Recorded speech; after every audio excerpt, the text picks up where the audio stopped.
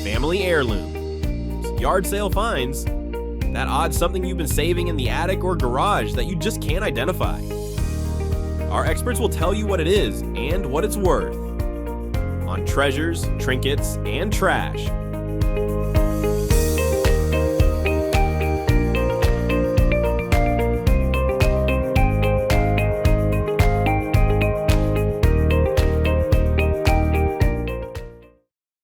A special thank you to Antique Mall Mound House, Antiques and Treasures Rock, Premier Auction, Carson Antiques and Collectibles, Baldini's Casino Sparks, Tanner's Marketplace, Reno, Nevada. Welcome to Treasures, Trinkets, and Trash. This is our first episode of 22 here at Tanner's Marketplace. Come and check us out. Now I'm here with Nancy from Eklund Antiques. Hi Nancy, how are you today? Good, how are you doing? Awesome. Good. So you have this incredible Native American doll that you're going to tell me about. Wow, I just want to say for the camera, if you can't see it already, the beadwork here is amazing. Nancy, Absolutely. Tell me about this guy. This doll was made by a man by the name of Tom Damiani. I can't even say his name properly. He's actually Italian. He wasn't Native American, but he was very famous for making these dolls, and everyone was handmade by himself. He was a designer for Disney. He did characters for the... Wow, look at the pants yes. under there even. Yes. Oh my goodness. All the work is hand done. They're very rare. The only pair I could find like this was down in a gallery in Santa Fe. So they're very rare. It's got real hair. Everything about it is original and true to the Native American designs. He was very particular about that. I just wonder how many hours. I just can't imagine. I mean, this is a priceless item now since you can't really find them anymore. Absolutely, you can't find these at all anywhere. But for a real collector, this would be a wonderful thing to have. Absolutely. How long have you had this in your collection, Nancy? I just got this piece. Oh, I hate wow. to tell you where I got it. It was really weird. A friend of mine told me, she says, down at the Goodwill, there's a pair of these Native American dolls. And I said, what? And she says, you got to go see them. So I went down there and I saw the price, which was really, I thought, a good price. It was still not cheap, yeah, but still a good price. Because the original price tag on this is right here. It was in Montana for $6,500 for the pair. Wow. But I purchased the two because I just fell in love with them. And so here they are being appreciated again. I can't imagine somebody donating these. My goodness, and this is like one of those stories, the Yes. garage sale, you open the back of the painting and you find a priceless artifact. You did that today, that's awesome. Yeah, oh my gosh, absolutely. Nancy. I'm just thrilled to have it. I feel really, special to have it. And, Absolutely. and then to find out the history about the gentleman, what a character he was as well. Yeah, I love that about you, Nancy, is that you always know some of the history of all of your pieces, too, because you do your research and you really look into it. I've always felt like you have quality stuff, so I think anybody looking for really neat, unique, awesome pieces, Yes. look for Nancy. She is Absolutely. wonderful. Thank you. I mean it. Tom Damiani, born of Italian heritage. He was also very talented and a great sculptor. He made most of the figures that were at Disneyland in the Pirates of the Caribbean, Frontierland, and did just about all the characters of the attractions. Tom was a painter and made imitation Plains Indian dolls. He was well known for his full-size figures of Native Americans wearing fully beaded on buckskin outfits. He also made smaller ones like the piece we have featured here. He was a real craftsman, and many of his pieces ended up in Indian art stores around the country. We'll be right back after these messages. 20 years of incredible finds, friendly staff, and already 3 years in our new home on Rock Boulevard. If you haven't been here yet, you're truly missing out. 20 dealers, over 7,000 square feet of antiques and collectibles, just about anything you can imagine. Easy parking, but stay a while. Antiques and Treasures Rock. Open 7 days a week, 10 to 6. Fallon, Nevada is a community of friends and families, like so many other members in other communities. Good people have to make decisions that have an impact on their lives, as well as the lives of their friends and family. We are here to help. Battleborn Bail Bonds, a community-based company, a member of the Fallon Chamber of Commerce, a company that serves all of Northern Nevada.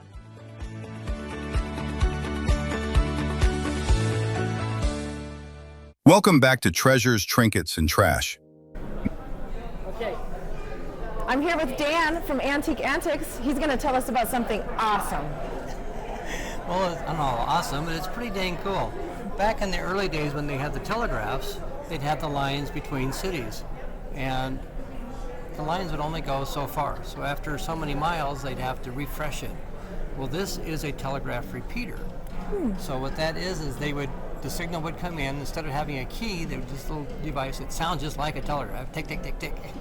But when it closed, it would actually send a new signal on down the next stretch of the line.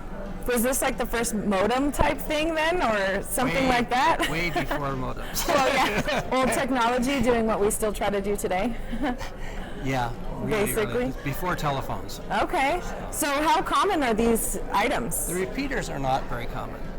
The keys that you see all the time. Yeah, what were you see the tick, tick, tick, tick. Yeah. Those you see everywhere.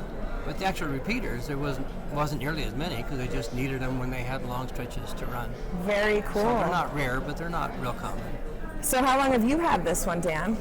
About 6 months. All right. I just finally decided I'd sell it, so I brought it out. And what's the value of something like this? They're, I don't know, $75, $100 top. Okay. They're not real expensive. But a nice piece to have in your collection if you're into that. Yeah, if you're collecting telegraph stuff, you need one of these. You need your repeater. That's right. Get your message out to everyone. I love it, Dan. Where did you find this? It was at an estate. And I had the telegraph key too, but actually I sold it yesterday. Oh, that's one of the things that happens at these awesome Tanner's Marketplace venues. That is the idea. Right, we do have to let some of our treasures go. Yep. So if somebody wanted to come see this, how can they find you? What booth space are you here? I'm right inside the door. Excellent. Can't miss you. No, and if it doesn't sell here, it'll be at the Somewhere in Time Mall. There we go. Somewhere in Time, look for Antique Antics and ask for Dan. The first operational electric telegraph line in the United States was the line built between Washington, D.C. and Baltimore, Maryland, completed in 1844. This line, utilizing Samuel Morse's invention, is significant for sending the first official telegraph message, "What hath God wrought?" on May 24, 1840. The telegraph revolutionized communication by enabling transmission of messages over long universe distances. Its history spans centuries, with early concepts unleashed and optical systems giving way to the electrical telegraph, notably advanced by Samuel Morse and his code, which BuzzFeed became the dominant technology for over a century. Telegraph repeaters, electromechanical devices used to amplify and retransmit telegraph signals, were crucial for extending the range of telegraph communication. They addressed the issue of over long distances by detecting weak signals and using a local power source to boost and retransmit them, enabling messages to travel much further than originally possible. In 1856, Moses G. Farmer received U.S. patent number 141157 for his Pount. This is the model Farmer submitted that the circuit for an improved way to retransmit telegraph signals. Prior to this invention, repeaters had to be switched manually by a telegraph operator. Telegraph repeaters, electromechanical devices used to amplify and retransmit telegraph signals, were crucial. We'll be right back after this.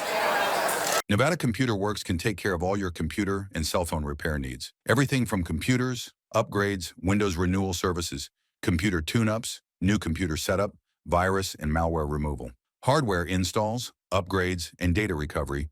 We also do cell phone repair and other services. We can also repair broken laptop screens, laptop power jack repairs, and we also have refurbished computer sales. Please call us at 775-423-3122. Have a prized possession or even an entire estate to liquidate? Premier Auctions specializes in turning treasures into cash. From antiques and fine art to coins and collectibles, we put your items in front of a nationwide audience. Premier Auctions, the finer way to sell your fortune. Looking for unique items at unbeatable prices? Premier Auctions has something for you. Preview our upcoming online auction in our showroom this Friday and Saturday. Sign up online at premierauctionsnevada.com to view, bid, and win incredible items. Welcome to the Antique Mall. We've been in business 27 years with 13 separate dealers and over 10,000 square feet of space. We're unique because of our fun outside space with funky, rusty, artistic vintage yard art, We have hit and miss engines, old stoves, old tools, picks and shovels. And then on the inside, we've got dolls, jewelry, books, collectibles, and trains, including American Flyer, Lionel, and Tyco, all available in mini scales. Come and visit us 7 days a week, 10 a.m. to 5 p.m., located at 10104 off the US 50 freeway in Mound House, Nevada. Come and see us. On the next episode of Kayaking with Ken, we'll be paddling Northern California's Frenchman Lake. We'll take the short drive through a lava rock canyon up to the reservoir itself. Then we'll paddle across the lake to a quiet area walled by more ancient lava. Whatever the conditions we find, we know one thing: it will be a great place to spend a little time on the water. Join us next time on Kayaking with Ken. Welcome to this week's Garage Sale Detective, answering the question, is it real or just a knockoff? Cast iron's really hot. And real cast iron. I'm not talking about there's a lot of reproduction of it. Can you tell me how you tell the difference between a real cast iron and a reproduction cast iron? I have an example. Oh, okay. Right here. All right. Follow me.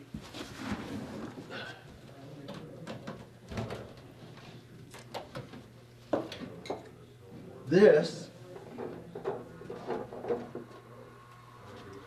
you can tell, this is reproduction. You can see it in the pieces.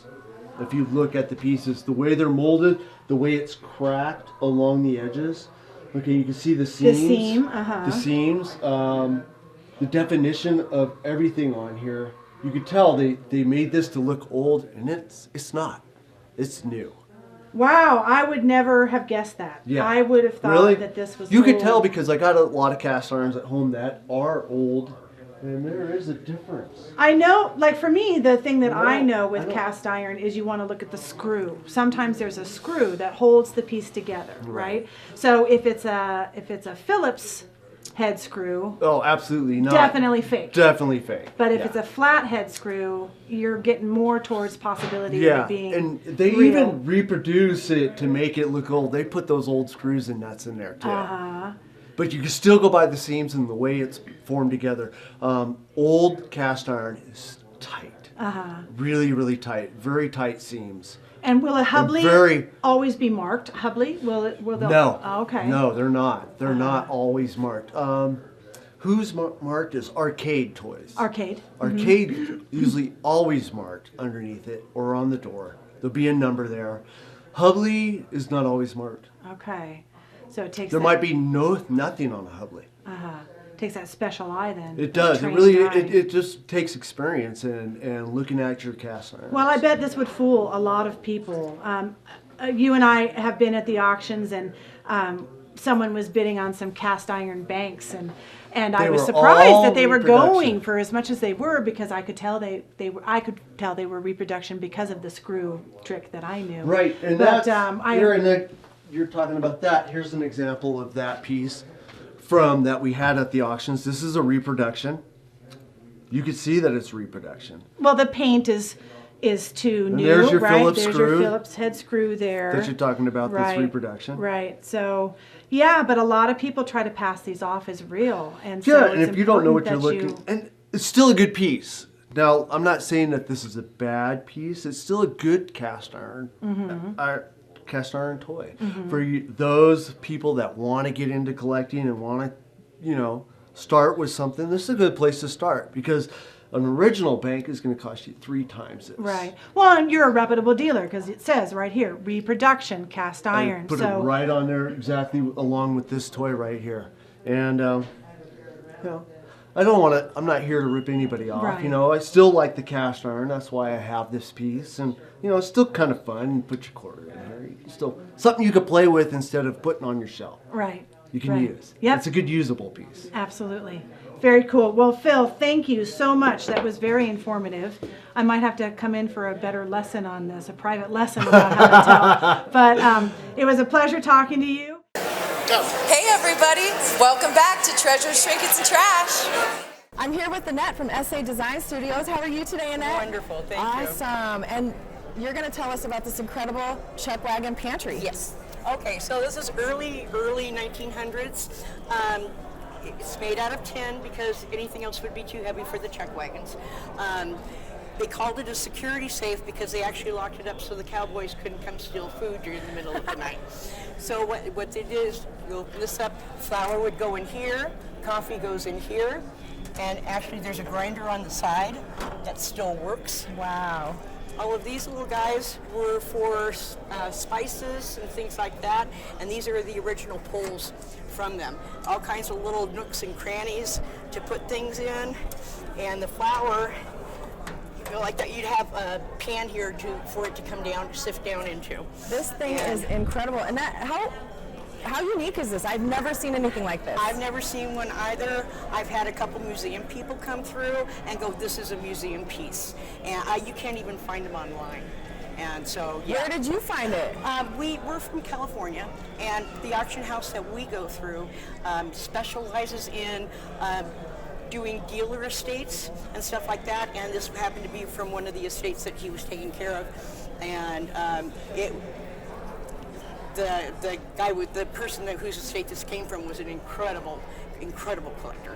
So how do you put a value on something like this? Like, what would you say this could be worth potentially? Well, okay, potentially it could be worth like $2,500.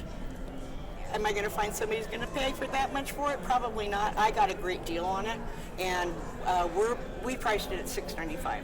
Okay, that seems like an awesome deal. Oh my gosh! And what a showpiece! If you to put this thing on display, I mean, wow! The fact that it's still in working order is crazy. Well, at the auction, it was so funny. It was just like, okay, I'm not sure if this will ever sell, but I don't care. I have to have it. It's one of those items. That's why we do this, right? Exactly. For the love of the game, exactly. so to speak. Very good. Well, Annette, thank you so much for showing us your item today. Thank you. Very nice to meet you. Nice to meet you, too. Check out this rare, tall, painted metal chuck wagon pantry from the late 1800s, early 1900s. These were typically installed at the rear of the wagon for easy access for Cookie, nicknamed for the chuck wagon cook, to prepare meals for the cowboys and settlers headed west across America. Mounted across the rear end of the chuck wagon was the Sentry Safe, or portable pantry. This cabinetry made up the storage area of the chuck wagon kitchen. Most of the trail cooks treated this as an off-limits area for cowhands. Each cook hired on for the trail drives as needed. Most all had their own rigs set up as they desired. The new Cards and Antiques and Collectibles Mall is really big. I mean really, really big. Now with over 27,000 square feet of antiques, gifts, and collectibles. Cards and Antiques and Collectibles Mall is really, really big.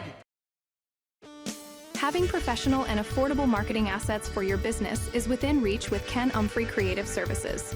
Whether you need printed materials, product photography, corporate video, a new logo, or an experienced copywriter for your radio or TV commercial, we can help.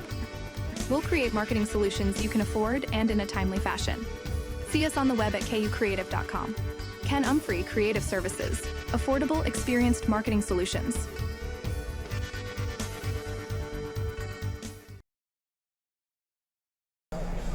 I'm here with my friend Tim at Tanner's Marketplace, and today he's going to tell us about this awesome coffee roaster. Hi, Tim. Hello. It's a coffee roaster from the 1870s. It was originally made in Hungary, part of the Austro-Hungarian Empire at the time. And it's one of those rare survivors, something that's really not useful anymore, but it was the only way to roast coffee beans at the time. Coffee beans would be brought in raw, and you would have to roast them on an open fire, because that's how cooking was. It was a wood stove or over an open fire. The handle on the top rotates a comb, and that just keeps the beans moving, keeps them roasting evenly. Very cool. So how did you come about this artifact? We got it. We had no idea what it was. We found it in a cancer discovery shop in Sunnyvale. Wow. It had been donated there. They didn't know what it was either, but they sold it to us anyway. You just never know where you're going to find these treasures. Yeah, and doing the research, finding out what it is, getting an idea of what it's worth, that's the fun of being in this business. Absolutely, that's one of our joys. So when you started looking into it, you found there aren't many. There are very few around. There are very few survivors. And how do you put a value on this? Well, we went with what they were offering, or what they were being offered for. Excuse me. And we found them being offered for about $125 to $150, that range. Okay, not bad to add something of that age into your collection. Yeah, definitely. Very neat. And do you think it still works? I wouldn't try it. It's kind of messy inside. Not FDA approved? It has not been used for a while. Very neat. So how did you find out, like the research that you did, how did you find out what it actually was?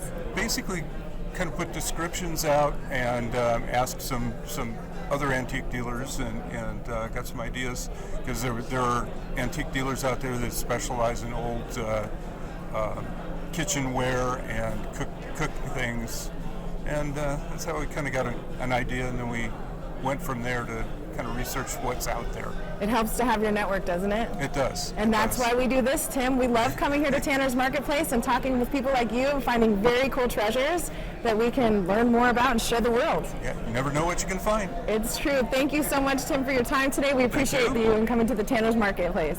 Thanks. Early history, Ethiopia. Coffee roasting's earliest known history is tied to Ethiopia, where people roasted beans over open fires using pans and stirrers. Middle East, the practice spread to the Middle East, where more sophisticated methods like using metal pans over hearths were developed. Constant stirring, a key element of open fire roasting, was the need for constant stirring to prevent scorching and ensure even roasting. Evolution and modernization. Rudimentary machines. As demand for coffee grew, the first simple cylindrical drum roasters, still relying on open flames, appeared in Europe. Industrialization, the 19th century saw the rise of larger, more efficient roasting machines, often using direct heat like their open-fire predecessors. Modernization. The 20th century brought electricity to coffee roasting, improving consistency, safety, and control over the roasting process. Traditional practices. Despite these advancements, some traditional methods like firewood roasting persist in certain regions like the Sarawat Mountains of Saudi Arabia, as a testament to the enduring appeal of open-fire roasting. In essence, open-fire roasting, while basic, was the starting point for the art and science of coffee roasting. It laid the groundwork for the complex and nuanced coffee industry we know today. We're here today at Treasures, Trinkets, and Trash. Pickers, collectors, or you just have that hand-me-down from your great-grandma? Bring it live on stage, you can share it and find out what it's worth. Sign up now and bring us your items. We'll be recording our show in front of a live studio audience starting in June through October in Reno, Nevada. To have your item reviewed and to be on our show, you must sign up now. Check your garages, attics, and maybe that box under the bed. Sign up now and join us at the live show. Should be fun.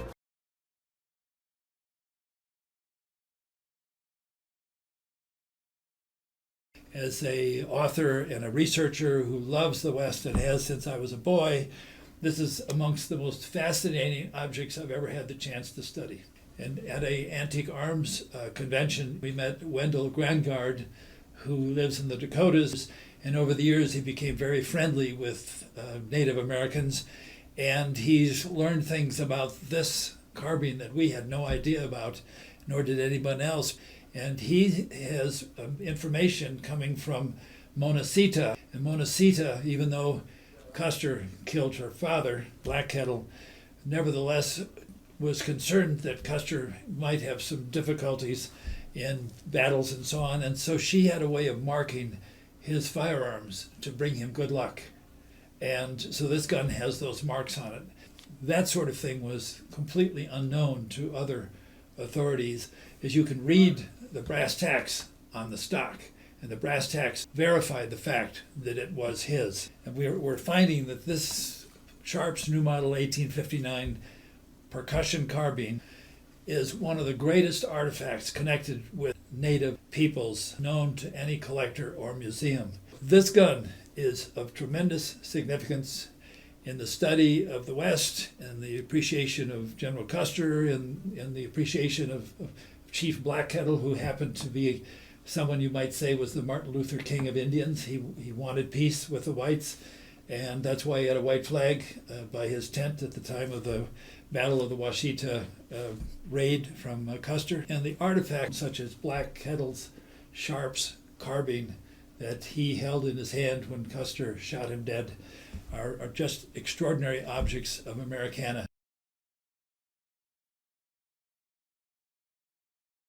We've got another gun here that's related to Custer. That's the gun that was picked up at the Custer battlefield site in 1933. A forensic expert was able to find the serial number 7047. It might be that the trooper who had it was in the process of reloading. Yeah, and because that's why it's at the half cock. That's how you turn the cylinder around when it's halfway back. And what happened, the trooper was shot dead. This was found in 1933. On the Custer battlefield sites. It had been there all this time. Over the years, it got corroded. There's the trigger to fire it, and the grips would have been walnut. And the butt plate is probably still at the battlefield site. But the fact that this was discovered at the battlefield site in 1933, and it's documented in a National Archive publication of some kind, we are satisfied with the fact that it was there at the battlefield site. Also, there are factory records that Colt has kept. And those records are augmented by material that was in ordnance records. And a serial number 7047 is one of the numbers known to have been issued to Custer troopers that were at the Little Bighorn. This kind of dug-up is rarer than the actual guns used at the site, because the Indians took all those guns. And those Indian families, no doubt many of them still have the revolvers that were taken by their ancestors. This type of object is also very much like a piece of sculpture. One of the reasons that the single action Colt and the Sharp's carbine were so popular is that they are beautiful design and highly practical in the cutting edge technology of the day. And gun designers like Samuel Colt were really artists.